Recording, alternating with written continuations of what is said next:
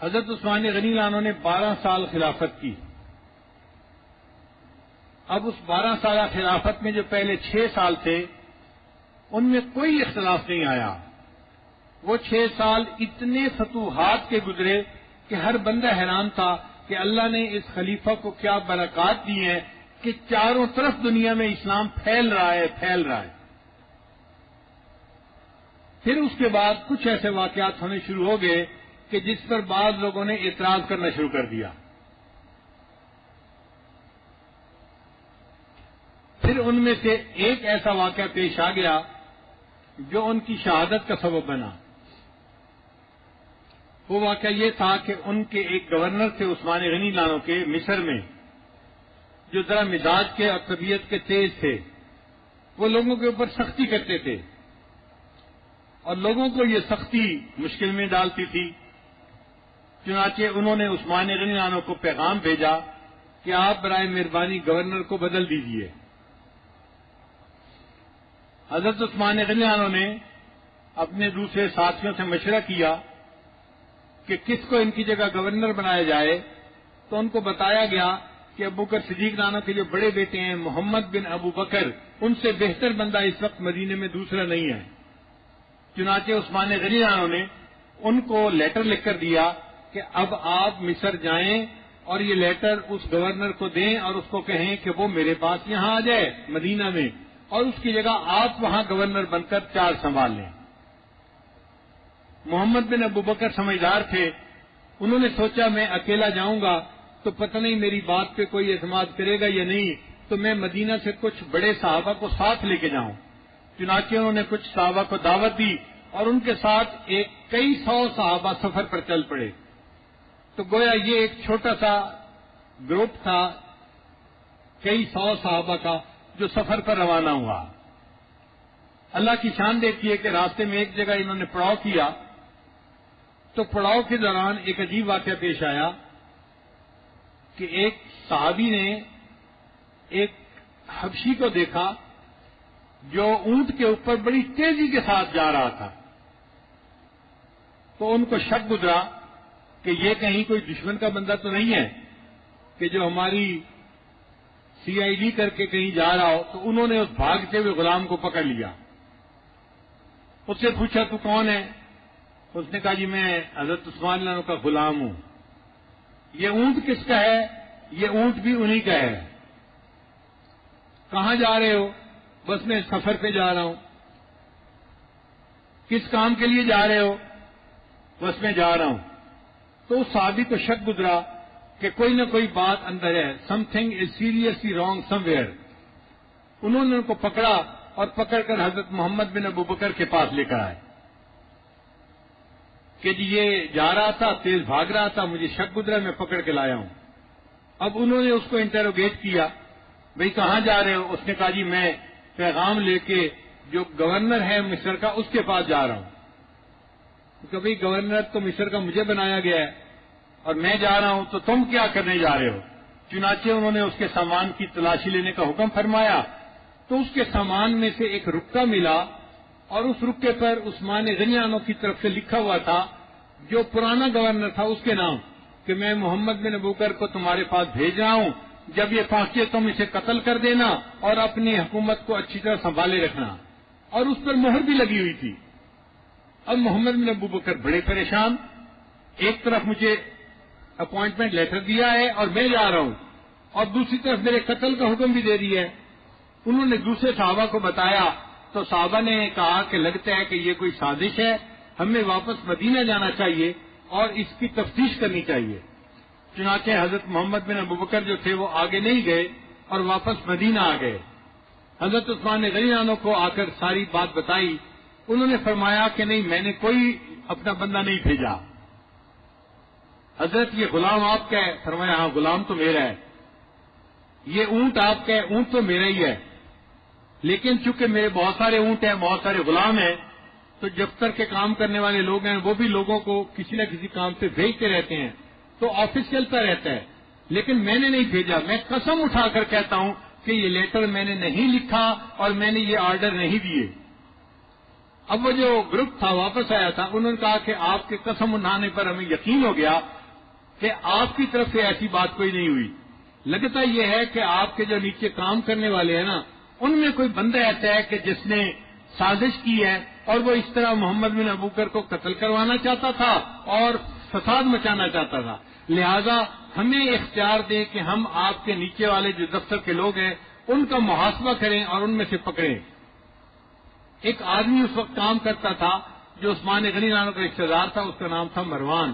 ان کو اس پہ شک تھا کہ یہ چونکہ قریبی ہے تو حضرت عثمان غنی نانو کی جو مہر لگائی تو یہی لگا سکتا ہے اور یہی کام یہ کر سکتا ہے.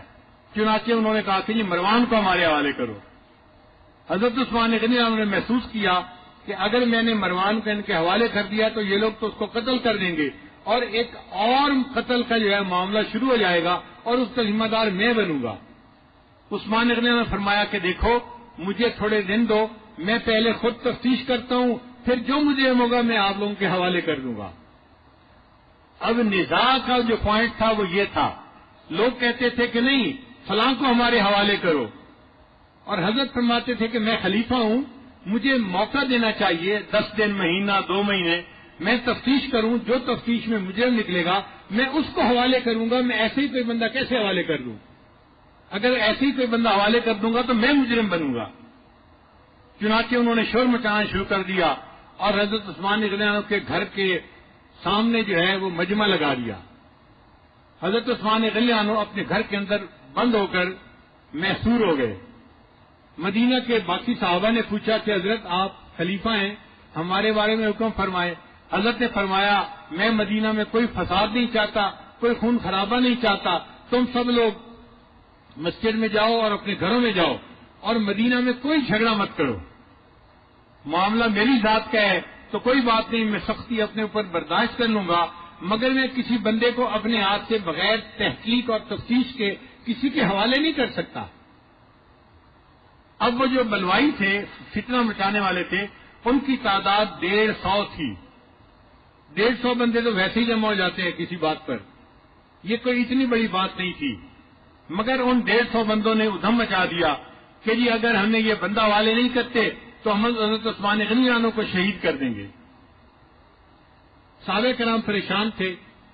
ایک صحابی نے مشورہ بھی دیا کہ آپ خلیفہ ہیں اور آپ کے حکم پر اندلس اور کہاں کہاں کے ملک فتح ہو گئے ہیں، آپ حکم فرمائیں یہ 150 بندوں کو ہم یہاں سے غائب ہی کر دیں گے. عثمان غنی عنہ نے فرمایا میں اپنی ذات کی خاطر مدینہ میں خون نہیں بہانا چاہتا. چنانچہ اپنے گھر تشریف لے آئے اور وہاں آ کر آپ محصور ہو گئے.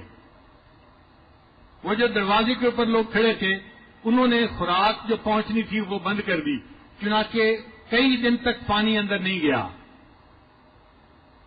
حدیث پاک میں آتا ہے کہ اب کئی دن گزر گئے تو حضرت عثمان غنی عنہ نے دیوار کے اوپر سے سر باہر کی طرف نکالا، گلی کی طرف نکالا اور فرمایا کہ اگر طلحہ موجود ہیں تو بتائیں. طلحہ رضی اللہ عنہ نہیں تھے. اچھا اگر زبیر رضی اللہ عنہ موجود ہیں تو وہ بتائیں. یہ بدری صحابہ تھے، وہ بھی نہیں تھے. تو انہوں نے فرمایا اچھا اگر علی موجود ہیں تو وہ بتائیں. تو حضرت علی عنہ موجود تھے. فرمایا ہاں میں یہاں موجود ہوں. تو عثمان غنی عنہ فرمایا علی آپ بتاؤ کیا میں نے مسلمانوں کے لیے 20,000 دینار خرچ کر کے بید روما کو نہیں خریدا تھا اور سارے مدینہ کے لوگوں کے لیے اس کو وقف کر دیا تھا، جس نے پورے مدینہ کے لوگوں کو پانی پلایا. آج 3 دن گزرے مجھے پینے کے لیے پانی نہیں دیا گیا. جب حضرت اللہ عنہ نے یہ بات سنی تو انہوں نے اپنے غلاموں کو 3 مشکیں دے کر پانی کی بھری ہوئی بھیجا کہ جاؤ اور عثمان غنی عنہ کے اندر گھر پہنچا کے آؤ. وہ غلام جب پہنچانے کے لیے آئے تو جو فتنہ باز لوگ کھڑے تھے انہوں نے ان میں سے کچھ غلاموں کو قتل کر دیا، مگر پانی بہرحال اندر پہنچ گیا. اب معاملہ اور شدت اختیار کر گیا.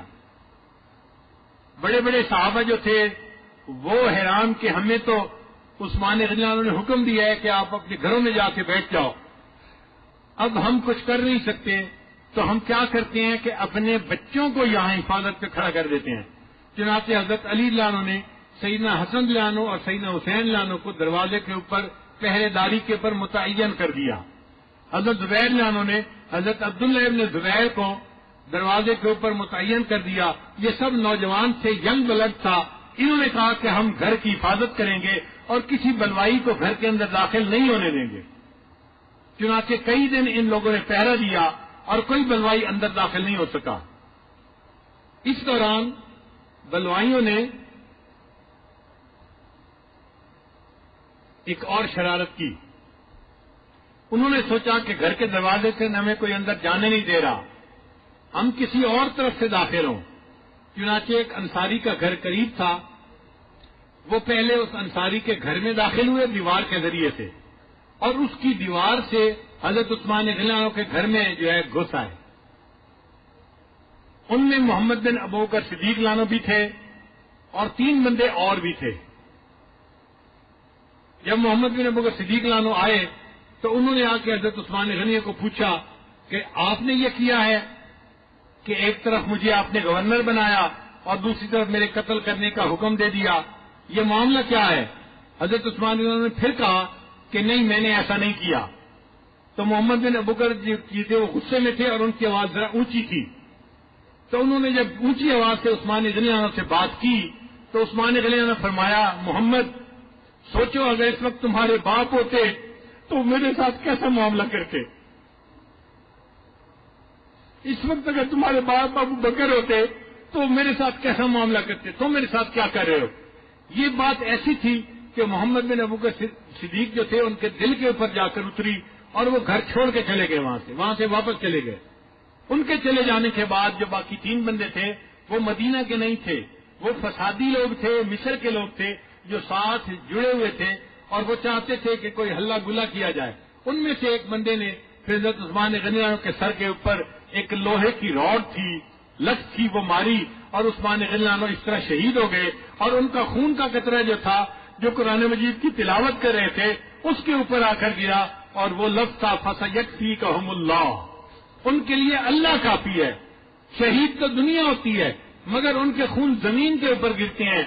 یہ دنیا کا وہ شہید تھا جس کے خون کا قطرہ گرا اور اللہ کے قرآن کے اوپر گرا. قیامت کے دن اللہ کا قرآن ان کی شہادت کی گواہی دے گا.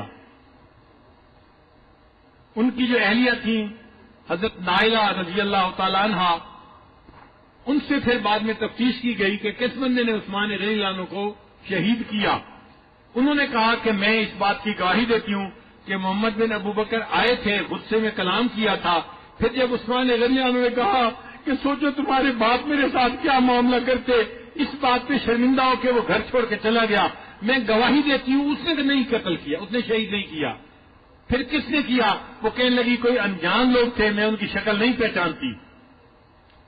اب اس کا مطلب یہ کہ فسادی لوگوں نے ایک فساد مچانا تھا اور فساد مچا دیا اور عثمان غنی عنہ کو شہید کر دیا. اس دوران عبداللہ ابن سلام رضی اللہ عنہ ایک صحابی تھے جو پہلے عیسائی تھے بعد میں مسلمان ہوئے. وہ آئے اور انہوں نے حضرت عثمان غنی عنہ سے بات کی دیوار کے باہر سے کہ حضرت آپ خلیفہ ہیں، آپ اگر چاہیں تو مدینہ سے مکہ چلے جائیں، مکہ کے مسلمان آپ کی مدد کریں گے اور یہ بلوائی وہاں نہیں جا سکیں گے. تو عثمان غنی عنہ نے جواب دیا، میں ہجرت کر کے مکہ سے مدینہ آ چکا ہوں، اب واپس مکہ جا کر میں اپنی ہجرت کو فسخ نہیں کرنا چاہتا. حضرت اگر آپ اس آپشن کو پسند نہیں کرتے تو آپ حاکم وقت ہیں، آپ حکم فرمائیں مدینہ کے لوگوں کو، وہ ان 150 بندوں سے نمٹ لیتے ہیں. تو حضرت عثمان غنی عنہ نے جواب دیا کہ یہ حرم ہے اور میں حرم کے اندر قتل و خون کو پسند نہیں کرتا، صرف میری ذات کی بات ہے، میرے ساتھ یہ فسادی جو کر لیں مگر میں کسی اور مسلمان کے خون کا بہانا پسند نہیں کرتا. پھر اس کے بعد ایک آپشن یہ تھی کہ حضرت عثمان غنی عنہ خلافت چھوڑ دیتے، اچھا کسی اور کو خلیفہ چن لو. مگر عثمان غنی عنہ نے فرمایا کہ میں نے نبی علیہ الصلوۃ والسلام سے خود یہ سنا تھا، نبی السلام نے فرمایا عثمان تمہیں ایک لباس عطا کیا جائے گا اور پھر اس کے بعد ایک وقت آئے گا کہ اتارنے کے لیے کہا جائے گا، تم اس کو مت اتارنا، چونکہ نبی علیہ السلام نے خود مجھے فرمایا تھا کہ تم اس کو مت اتارنا، لہذا میں خلافت کو خود نہیں چھوڑ سکتا. اب ساری آپشن ختم ہو گئی. پھر ایک دن ایسا آیا کہ جب محاصرہ لمبا ہو گیا تھا تو پھر لوگوں نے پوچھا کہ حضرت اب تو آپ باہر آ جائیں، ہم آپ کی حفاظت کرتے ہیں، یہ 150 بندے کیا ہے جنہوں نے دم مچا رکھا ہے؟ تو عثمان غنی نے فرمایا کہ دیکھو میں روزے سے ہوں اور آج رات میں نے خواب میں نبی علیہ السلام کی زیارت کی ہے اور نبی علیہ السلام نے مجھے فرمایا ہے عثمان میں تمہارا انتظار کر رہا ہوں، تم اپنا روزہ میرے پاس آ کر افطار کرنا۔ عثمان میں تمہارا انتظار کر رہا ہوں، تم اپنا روزہ میرے پاس آ کر افطار کرنا۔ تو عثمان رضی اللہ عنہ کو نبی علیہ السلام کے اس خواب کی وجہ سے یقین ہو گیا کہ مجھے اب شہید کر دیا جائے گا۔ شہادت کی خوشخبری تو پہلے ہی مل چکی تھی، نبی علیہ السلام نے بتا دیا تھا احد کے پہاڑ کے اوپر کہ تیرے اوپر شہید موجود ہیں۔ تو عثمان رضی اللہ عنہ کو شہادت کی خبر پہلے مل چکی تھی، لیکن اب ان کو خواب کے بعد یقین آ گیا تھا کہ وہ وقت آ گیا جب یہ بات پوری ہو جائے گی۔ اللہ کی شان، وہ شہید مظلوم تھے، ان کو ظلم کی وجہ سے شہید کیا گیا۔ کوئی حق نہیں بنتا تھا کہ جنہوں نے دین کے لیے اتنی خدمت کی ہو اور مسلمانوں کی اتنی خیر خواہی کی ہو اور مسلمانوں کے اوپر اتنا اپنا مال لٹایا ہو، ان کو شہید کیا جائے۔ مگر انسان فطری طور پر نا احسان فراموش ہے، فطری طور پر انسان جو ہے نا وہ احسان فراموش ہے، لہذا وہ احسانات کو بھول جاتا ہے اور چھوٹی چھوٹی باتوں پہ غصے میں آ کے وہ پھر اپنی مرضی کرنے پہ تل جاتا ہے۔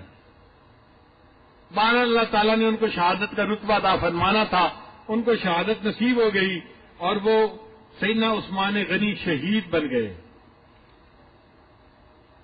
یقتل مظلوما، کتابوں میں لکھا ہے کہ ان کو ظلم کے ساتھ قتل کیا گیا، ورنہ قتل کی کوئی وجہ بنتی نہیں تھی۔ وہ 1 مہینہ صبر ہی کر لیتے کہ ٹھیک ہے ہم آپ کو 1 مہینہ دیتے ہیں، آپ اپنی تفتیش کے بعد جس کو مجرم سمجھیں گے ہمارے حوالے کریں تو ہم اس کو سزا دیں گے، یہ تھوڑی سی بات تھی۔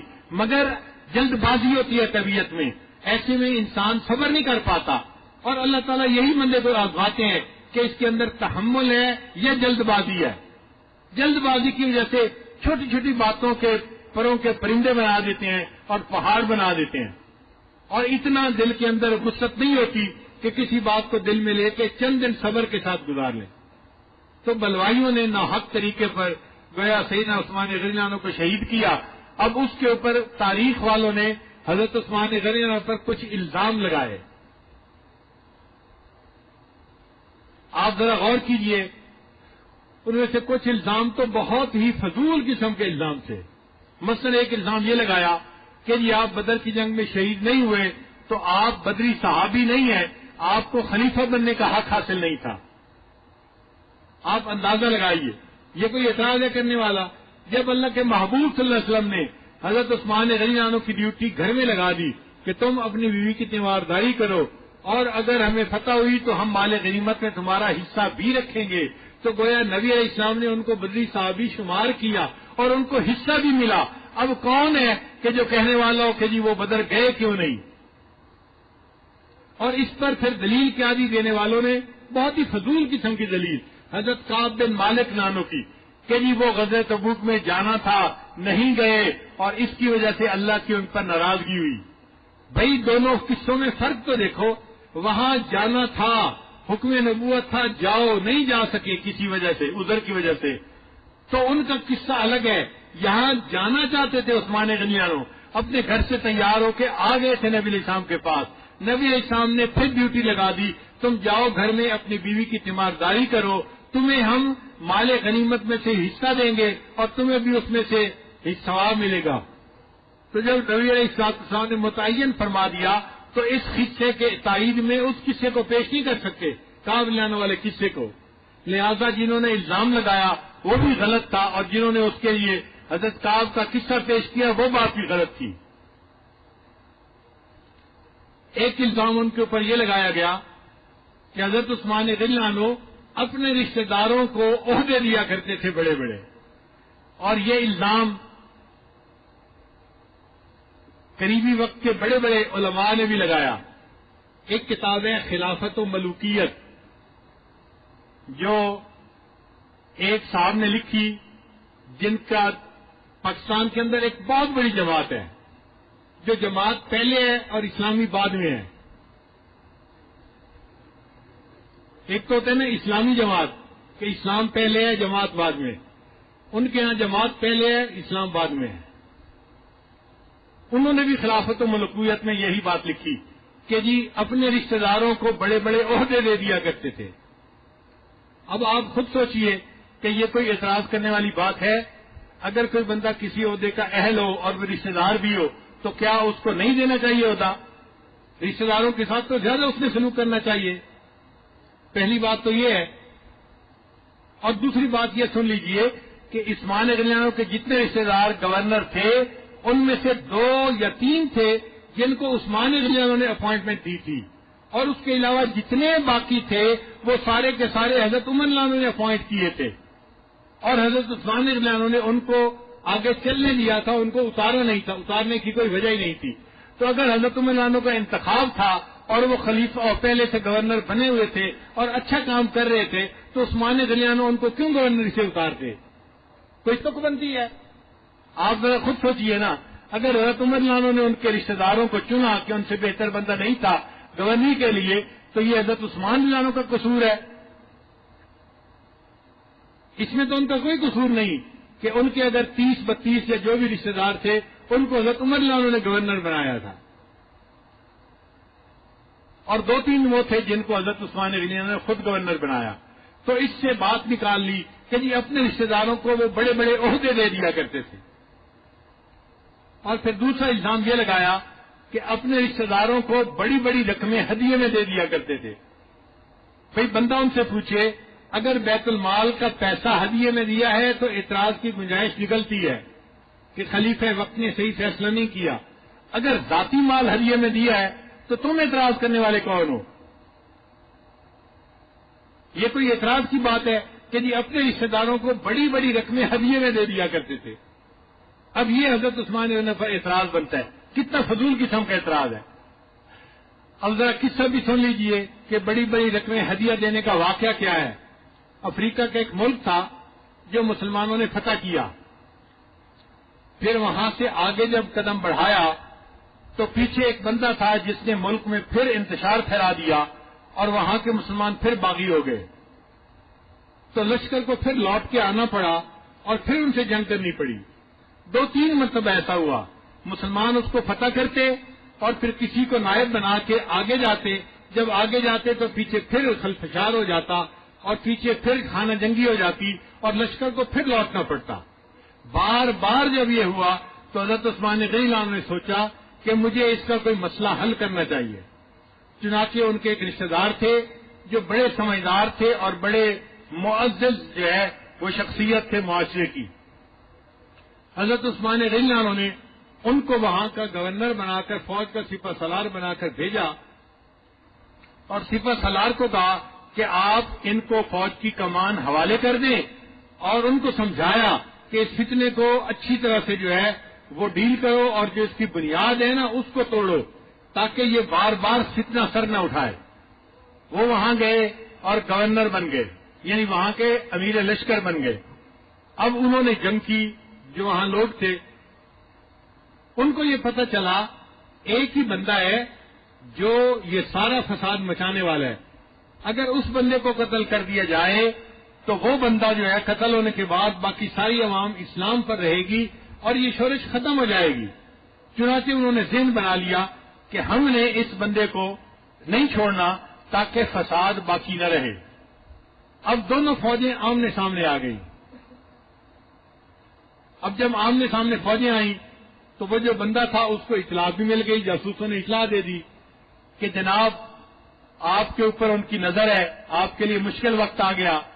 تو وہ چالاک آدمی تھا، اس نے اعلان کروا دیا فوج میں کہ جو بندہ دشمن کے امیر کا سر میرے پاس لائے گا میں اس کو 1,00,000 دینار انعام میں دوں گا۔ اس نے فوج میں اعلان کروا دیا۔ اب اس کی فوج کا ایک ایک بندہ اس تلاش میں تھا کہ جنگ ہو اور ہم امیر لشکر کو ماریں اور اس کا سر لے کے جائیں اور 1,00,000 دینار اس کا ہم انعام وصول کریں۔ اب یہ اطلاع مسلمانوں میں بھی آ گئی۔ اب جو مسلمانوں کے امیر لشکر تھے انہوں نے کسی طرح تو اس کا حل نکالنا تھا نا، انہوں نے اس کا حل یہ نکالا کہ اپنی فوج میں بھی اعلان کروا دیا جو دشمن کے امیر کا سر میرے پاس لائے گا میں بھی اس کو 1,00,000 دینار انعام دوں گا۔ یعنی ان کے اعلان کے جواب میں امیر لشکر نے بھی اعلان کروا دیا اب مسلمانوں کے اندر بھی ایک جوش پیدا ہو گیا کہ ہم امیر لشکر کو قتل کریں گے اور اتنے بڑے انعام کے حقدار بنیں گے۔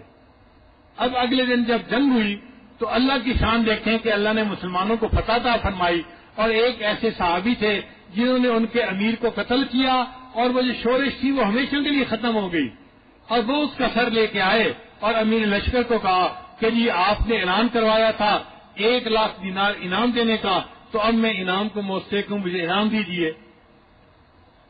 امیر لشکر نے کہا کہ اچھا مال غنیمت جمع کرتے ہیں، اب مال غنیمت میں سے میں آپ کو 1,00,000 دینار انعام دے دیتا ہوں۔